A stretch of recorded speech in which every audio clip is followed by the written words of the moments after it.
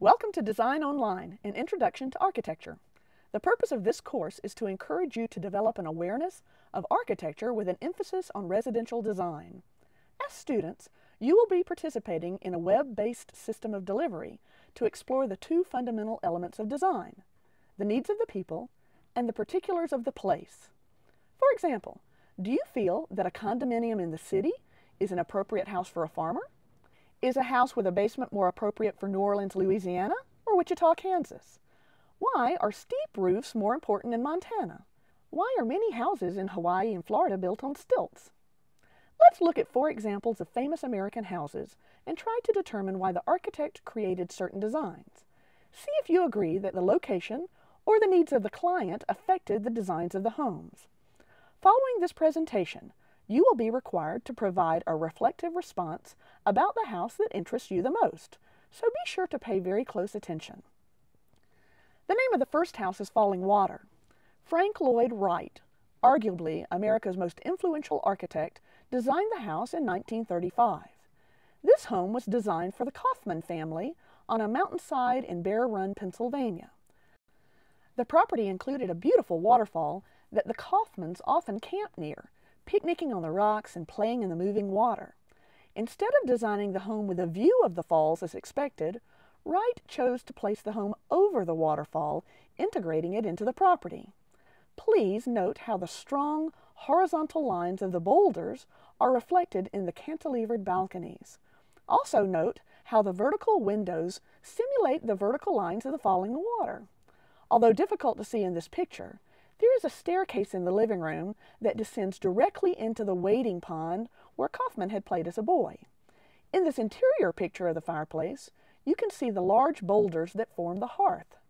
These are the very stones that Kaufman had sun and picnicked on. Instead of blasting them away, the stones actually form the heart of the home.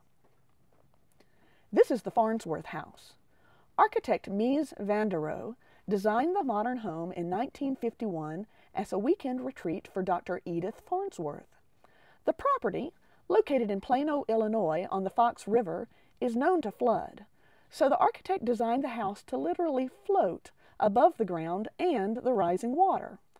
This home was built shortly after World War II, an era noted for seclusion, darkness, and the atomic bomb. The design of this house expresses a direct contrast to the confinement of the 1940s. Notice in this interior picture the openness of the structure, how the outside flows inside through the large glass panels. This is a picture of the Douglas House designed by Richard Meyer in 1973. It was designed for a very steep slope covered in evergreen trees high above Lake Michigan. The land is so steep that the house must be entered at the top level by walking across a flying bridge to a rooftop deck.